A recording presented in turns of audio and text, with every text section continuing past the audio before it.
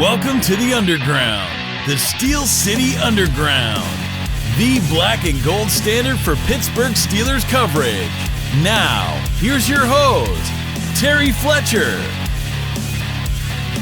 Hello, everyone, and welcome to the Steel City Underground podcast. My name is Terry Fletcher.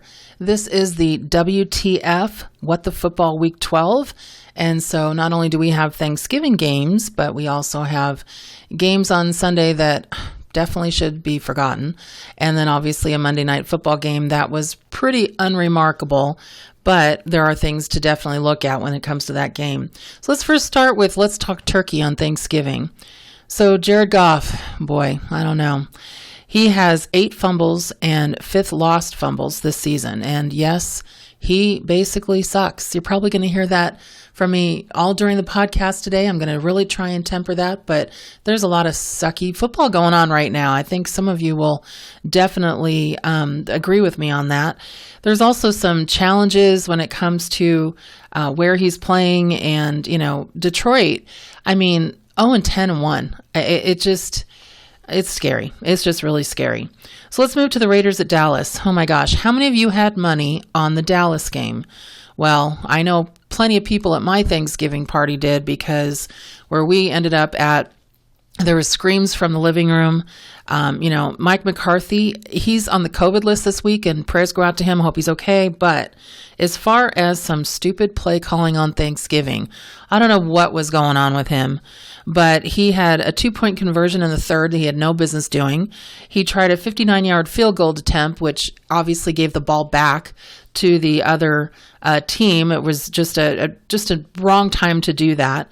And, the Raiders-Cowboys was the first NFL game in 18 years, which both teams had 14-plus penalties and 100-plus penalty yards. The Raiders ended up winning 36-33, but what the football? They couldn't cover the point spread. It was awful. One of the worst played games I've seen. And then everybody's like, oh, Carr's back. I'm like, what are you talking about? The Cowboys played terrible. So, yeah, it wasn't good.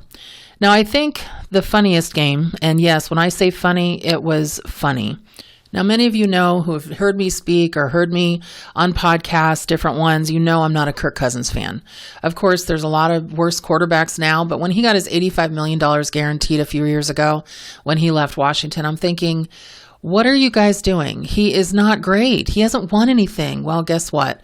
He's still not winning anything. But what was funny in his game that they lost to San Francisco, 34-26, was the 45 seconds left to win the game, and he lined up under his guard. Under his guard. Let's say it again. He lined up under his guard. Who has the ball?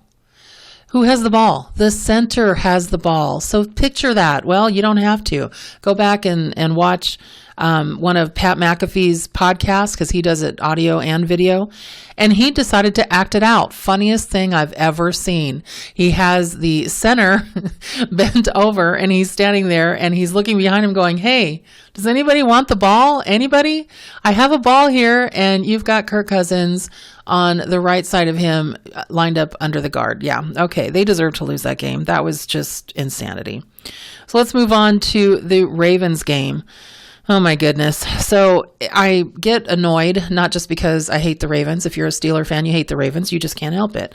But when they're playing the Browns, and we needed the Browns to win just because of the issues that the Steelers has, of course, and trying to keep that division, it is definitely competitive, but closer for us.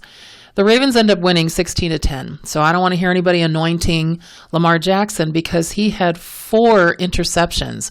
I actually did a prop bet on him that he'd have 3 interceptions. He made me $300 because he had 4. He also had a fumble, and it was lost. So stop anointing him a god. He's not even at the Last Supper. Come on, let's get over that.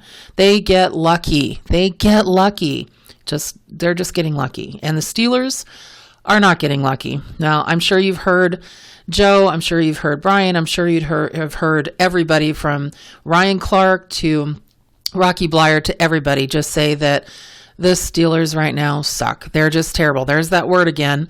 And we just are playing bad football.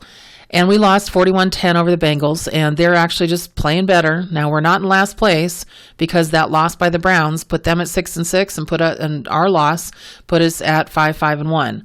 But they played like crap. And for those of you that are out there, the Yinsers that are out there, and I hope I use that word right because I'm from California. I've been a 25-year Steeler fan, so I have not used that word before. But for those of you saying bench Ben and Mason is the future or put Mason in, they're not going to do that. Ben is probably in his last year. I could actually see him coming back. But let's, when people say, fire Mike Tomlin, you guys, what do we have instead of? We don't have anybody instead of. Mason tied the 0-10 Detroit. He didn't beat them. He didn't lose to them, but he didn't do anything. He basically 0-10 Detroit. He tied them. He's not better. Haskins, he's using his cell phone on the field. So he's distracted. He doesn't have his head in the game because he's not starting. He's not even backupping. So is that a word? But anyway, he basically is out of the picture as well. Because we haven't had a losing season, because we don't suck so bad as other teams on the ranking, we're actually number 19 out of 32. I would have put us a little lower, but Seattle got lower after last night. Basically, we don't have a first-round draft pick in a quarterback unless we're basically trading up in everybody and offering them money, I guess. So right now, you need to support Ben. This is what we need to do. We need to get behind our quarterback, our Hall of Fame quarterback, our 3 times to the Super Bowl, 2-time winning the Super Bowl quarterback. And remember, we've got rookies on the offensive line. We got rookies on the defense. And we've lost Juju. We've lost our receivers. We've lost several defensive players and part of our starters on the offensive line. I'm not trying to make excuses. I'm just giving you the reality. Ben's also got a new offensive coordinator that doesn't go down the field. He's up in the booth. So talk about having to rework everything. Just keep in mind when you're watching Claypool, he's not Juju. Does he have maybe some better physicality? Kind of reminds me of what we used to have in some of our players. Yes. And does he have, flashes of maybe Hines Ward? Yes, flashes. No, he's definitely not Hines Ward. But he ran the wrong route twice. He did not fight for the ball as much as he wanted to. And I'm telling you, if he says one more time that he wants music at practice, Cam Hayward is going to lose his freaking mind. He basically said when he heard him say that, he wanted to come back and break the speaker on a radio show he was doing. So it's really just, we need to support what we have and really start rallying. Let's see what we can do. I mean, I guess the best we can do right now in a really positive way would be ending 9-7 and 1. But that could open the door for a potential, since we have so many games left in our division, for a potential wild card spot. Who knows? But when I see the hate on everybody for Ben, and I'm just like, what the football? WTF, everyone. He is our quarterback. He's not going anywhere this year. And there's a potential, if we have a terrible year, well, if we continue to have a terrible year, let's face it, he's not going to want to go out this way. And even the Rooneys have said that this may not be his last year. So we need to get behind our quarterback. Hopefully everybody's there. Now let's look at basically Seattle, Monday Night Football. Oh boy. So it was it was a laughable game. It was really, really just ridiculous. And how come nobody is giving crap to Russell Wilson? He is playing terrible. He's had 4 losing games in a row since he came back from being hurt. They're now 3-8.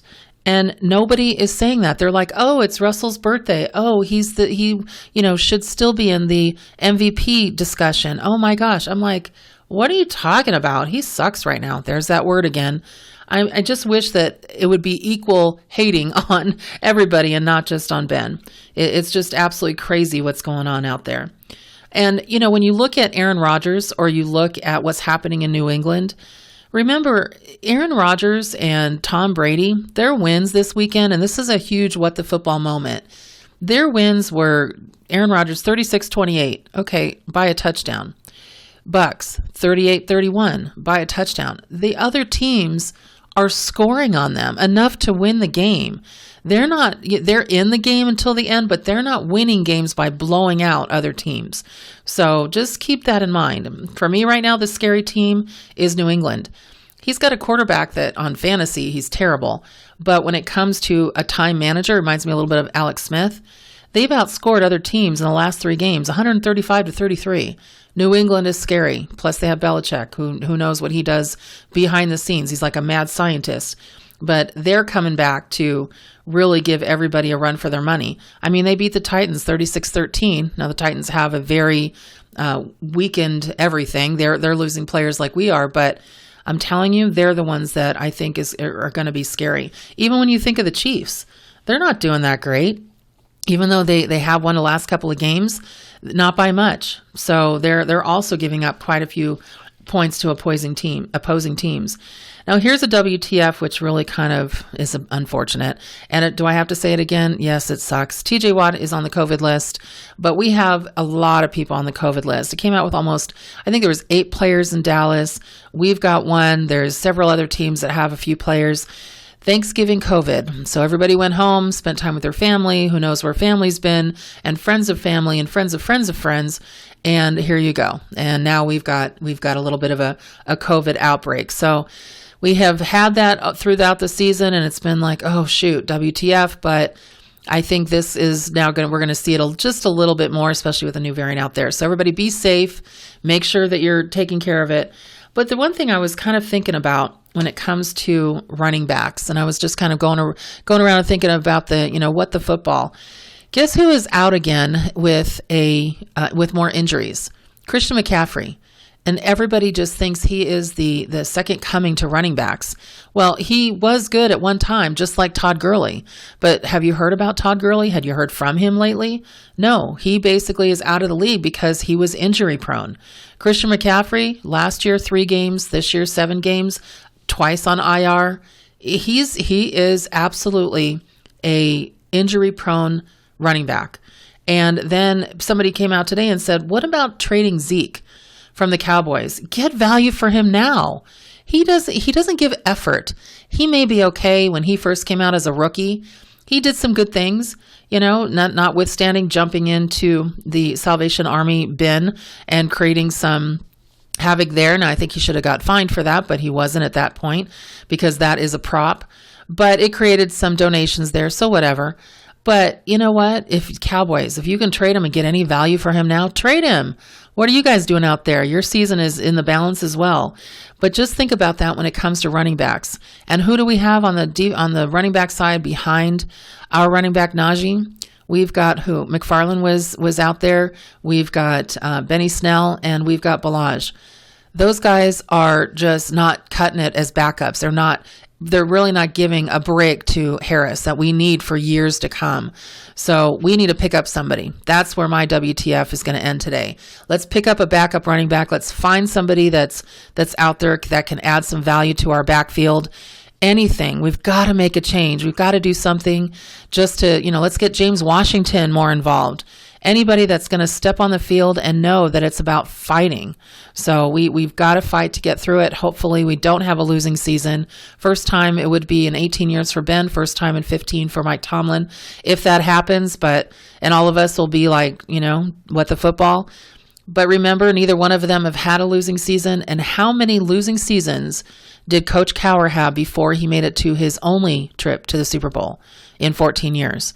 Remember, I counted 6. So Coach Tomlin's not going anywhere. For those of you like, oh, how about if we do this, this, and this? He's not going anywhere unless he's traded. That's the only way I can see him going anywhere. But he not only is a respected coach around the league, he's trying to piecemeal this together with all the rookies and the injuries that he's had. And I'm going to say it, he also fits the Rooney Rule with the black coach and making sure we have a minority coach in there. So with all those things being said, he's not going anywhere. And he's also, I love him as a coach. I think he's got some work to do on certain decisions, remembering the Boswell fake field goal and all the things that he does sometimes with time management that doesn't make sense. So he's got to look in the mirror as well. But this whole team has to step it up. Otherwise, it will be a definite what the football moment.